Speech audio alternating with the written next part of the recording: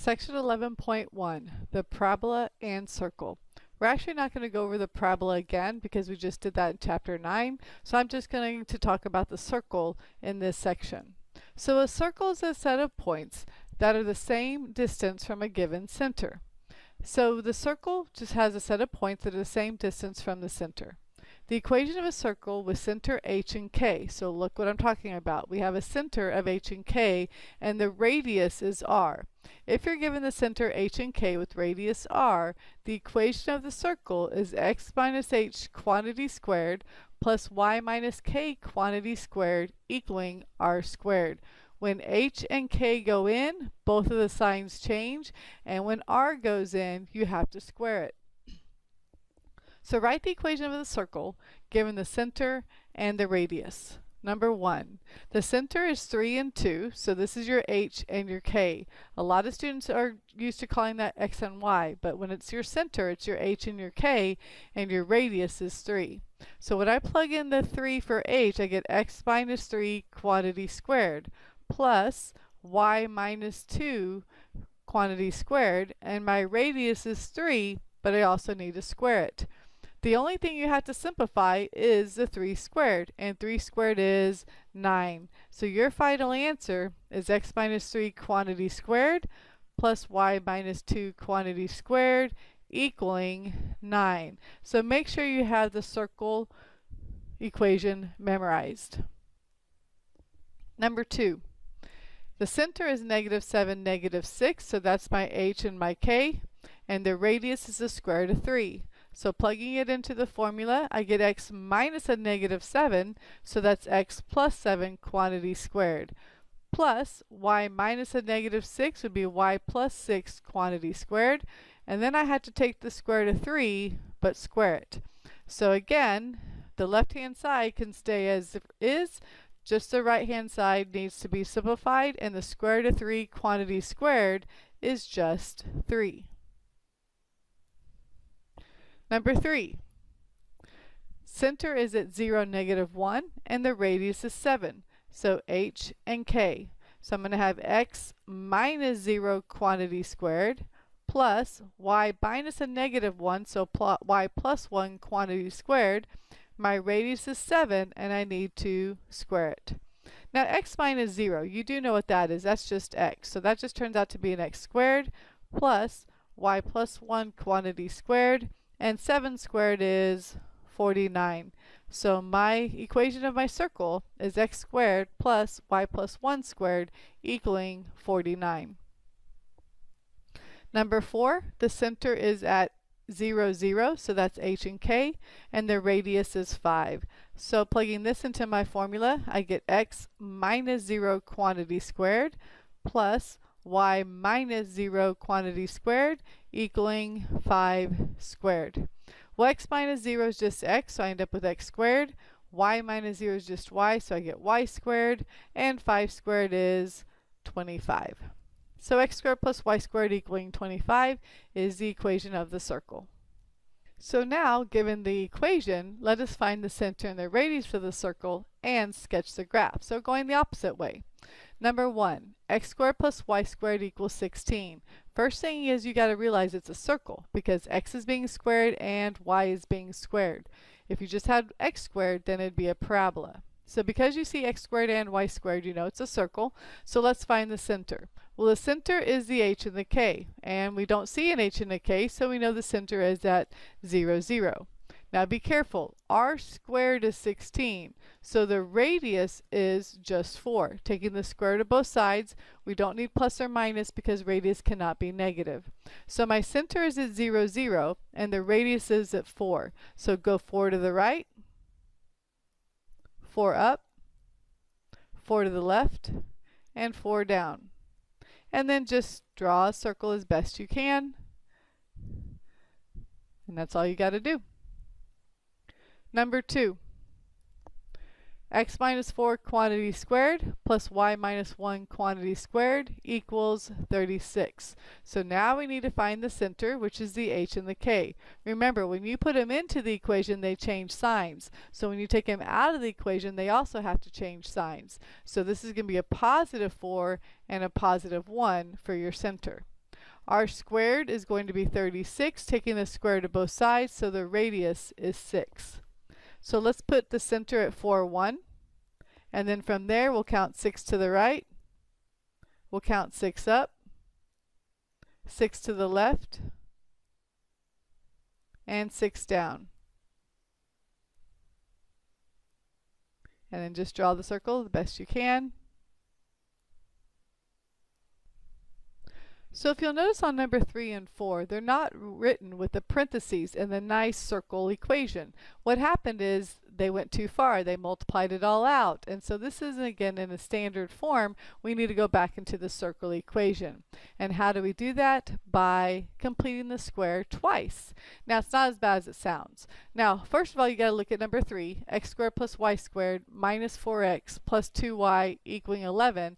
And notice that it's a circle. Why? Because x squared and y squared. They're both squared, so it's going to be a circle. So what I need to do first is rearrange. I'm going to get the x squared minus 4x a little bit together, leave some space, plus y squared plus 2y, leave a little bit of space, and it equals 11. So now we're going to complete the square with the x's and complete the square with the y's. How do we do that? Well, remember, the number in front of x squared is 1. All we got to do is find what b is. B is negative 4. I take half of negative 4, so negative 4 divided by 2, which is negative 2, and then I square that number, which is 4, and I add that number to both sides. So I'll add 4 to the left, and I'll add 4 to the right. Those steps create a perfect square, so then this is factorable, and that factors into x minus 2 times x minus 2, so I get x minus 2 quantity squared. I'll bring down the plus sign, and now I'll do the same thing, but with the y's. So y squared plus 2y, what is its b term? Well, its b term is 2. I'll take 2 and divide by 2, which is 1, and then I square it, and I end up with 1. So I'll add 1 to both sides. That should be as a perfect square, so we can factor that into y plus 1 quantity squared, and 11 plus 4 plus 1 is 16. So we'll end up with x minus 2 quantity squared plus y plus 1 quantity squared equaling 16. Now I can say what the center and the radius are. So the center, opposite, opposite, so negative 2 would become a positive 2, and the y plus 1 minus h and k would be a negative 1. R squared is going to be 16, so r is going to be 4. So plotting 2, negative 1, and then from there, 4 to the right, 4 up, 4 to the left, and 4 down. And then draw your circle. Number 4, same type of process. X squared plus y squared minus 6x minus 4y equals 3. Need to rearrange. Get your x squared and your x together. So x squared minus 6x, leave a little bit of space, plus y squared minus 4y, leave a little bit of space, equals 3. So we'll complete the square with the x's. My b term is negative 6. Half of negative 6 is 3, negative 3, and then I'll square that number, so I'll add 9 to both sides. So add 9 to the left and add 9 to the right. We do that because that makes the x squared minus 6x plus 9 a perfect square, and that factors into x minus 3 quantity squared. We'll do the same thing with the y's. Y squared minus 4y. Our b term is negative 4. We'll take half of negative 4, so negative 4 divided by 2 is negative 2. We'll square negative 2 and we get a plus 4, so we'll add 4 to both sides.